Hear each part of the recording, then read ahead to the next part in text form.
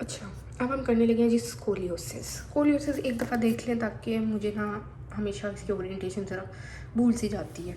तो इसके अंदर क्या होता है देखिए, अब नॉर्मल कर्व है, एस की तरह की शेप है, ठीक है।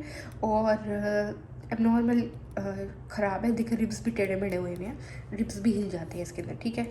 अब ये देखो डिफरेंट टाइप्स लिखी हुई हैं यहाँ पे स्कोलियोसिस की। थोरेसिक स्कोलियोसिस है, फिर नॉर्मल हेल्दी लिखा हुआ है, फिर लंबर स्कोलियोसिस है, लंबर एस डींगा कर्व सा हुआ है, और फिर हमारे पास थोरैको लंबर स्कोलियोसिस, मतलब थोरेक्स भी और लंबर भी दोनों का स्कोलियोसिस है, ठीक है। फिर उसके पास हमारे पास एक थर्ड है जो हमारे पास आ जाता है कंबाइंड स्कोलियोसिस, मतलब थोरैको लंबर और सारा, मतलब स्कोलियोसिस, सारे के स्कोलियोसिस है, ठीक है। अब मेरी बात सुनो, एक तो ये हो गई क्लासिफिकेशन, हमने एरिया वाइज कर दी। एक है इडियोपैथिक है, किसी बगैर वजह के कंजेनिटल है, पैदाइशी है, या न्यूरोमस्कुलर के मसल्स कोई पुल वगैरह करे। अब कहते हैं कि स्कोलियोसिस एक ऐसी कंडीशन है जो जनरली अननोन कॉज की वजह से हो जाती है, और इसके अंदर ना जो आपकी स्पाइनल जो अलाइनमेंट है वो नॉर्मल हो जाती है। इसके अंदर जो आपका एंटीरियर पोस्टीरियर या फ्रंटल प्लेन के अंदर इशू आ जाता है, मतलब एंटीरियर पोस्टीरियर और फ्रंटल प्लेन के अंदर इशू आ जाता है, याद रखना। उसके बाद सेवरल कैटेगरीज में हम लोगों ने इसको डिवाइड कर दिया एटियोलॉजी के बेसिस पे, ठीक है। इडियोपैथिक मतलब कोई वजह नहीं है, ऐसे ही हो गया, हेल्दी इंडिविजुअल या नॉर्मल बच्चों के अंदर भी हो जाता होता है, बच्चियों के अंदर ज़्यादा, जैसे कि शापी वाली बात थी। फिर उसके अंदर वो क्या बच्चे क्या होते हैं इडियोपैथिक स्कोलियोसिस के फैमिली मेम्बर्स की कंडीशन वगैरह के अंदर वह हो रही होती है, तो इनके अंदर भी हो जाती है, यंग एज एडोलेसेंस में हो जाती है। इसके अंदर जो आता है ना आपका राइट थोरैसिक कर्व जो पैटर्न बहुत ज़्यादा होता है, मतलब कि जो आपकी राइट साइड है ना वो आपके थोरैक्स की जो है ना वो कर्व हो जाती है, ठीक है। उसके अंदर कर्व पैटर्न आ जाता है, और उसके बाद एजेस क्या हैं जी, 4 से 10 साल की उम्र में आ जाएगी, और कई दफ़ा तो अनडायग्नोज रहता है प्राइमरी केयर फिजिशियन या जब तक कोई मतलब डॉक्टर वगैरह नहीं देखता तब तक पता ही नहीं लगता। फिर उसके बाद कंजेनिटल है जी, अच्छा इसमें पोजिशनल कॉन्ट्रीब्यूशन है। उसके बाद कंडेलिटल है, ये और रीच कर रहे थे वर्टिब्रल की फॉर्मेशन वगैरह की वजह से, या फर्स्ट ट्राइमेस्टर में कोई इशू वगैरह आ जाता है, न्यूट्रो डेवलपमेंट में कोई इशू आ जाता है। तो कंजेनिटल स्कोलियोसिस में भला क्या होता है, पार्शियल या कंप्लीट फेलियर हो जाता है वर्टिब्रल फॉर्मेशन का, और इसके वजह से वेज शेप वर्टिब्रा हो जाते हैं, ठीक है। हमारे वर्टिब्रा की शेप कैसी है, वेज शेप, ऐसी वेज शेप वर्टिब्रा हो जाती है।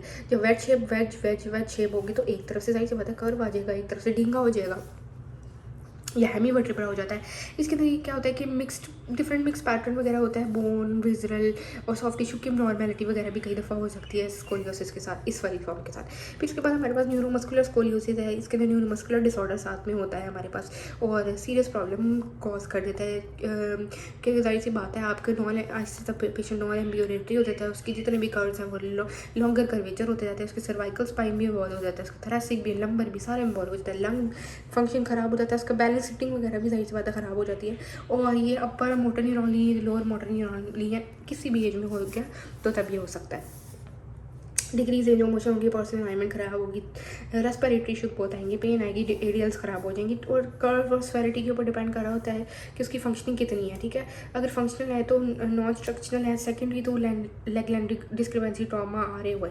अब ये फंक्शनल वाले में ना लिखा हुआ कि मतलब आपको कोई डिजीज़ हुई, जैसे कि एक लांग छोटी है दूसरी लंबी है, तो क्या होगा कि आपकी कमर वैसे टेढ़ी हो जाएगी जब आप खड़े होंगे। तो ट्रॉमा है, ये कोई आ रही है जिसकी वजह से डिस्क वगैरह हिल गई है, या वो है कि डिजनरेशन वगैरह हो जाती है, तो ये फंक्शनल है। उसके बाद जुवेनाइल है, बच्चों में है जिसमें मेल में ज़्यादा है, मेल और फीमेल में इक्वल है। फिर उसके बाद एडोलेसेंट है जिसमें मेल में ज़्यादा है, इसमें राइट थोरैसिक कर्व होता है।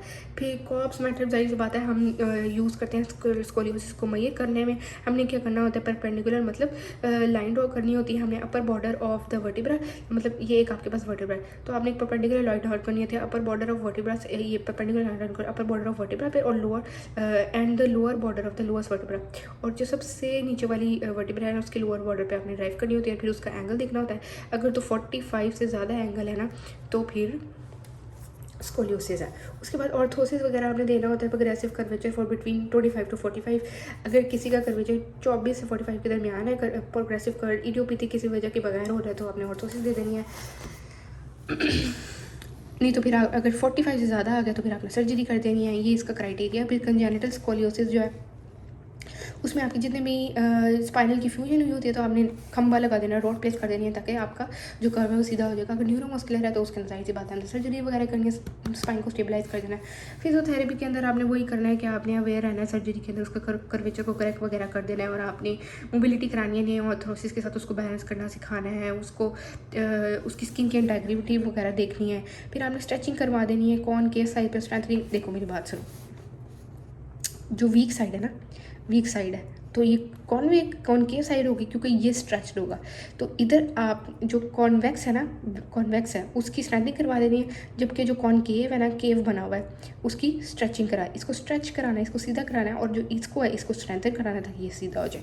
फिर उसके बाद कोर की स्टेबलाइजेशन एक्सरसाइज करानी है, स्पाइनल ऑर्थोसिस वगैरह दे देनी है, बेस दे देनी है, चार्ल्सटन ब्रेस है नाइट टाइम के लिए देनी होती है, फिर थोरेसिक लंबर स्पाइन ब्रेस देनी होती है आपने 12 से 22 घंटे के लिए देनी है, और मिल्कावी ब्रेस देनी होती है आपने 16 या 24 घंटे के लिए दे देनी होती है।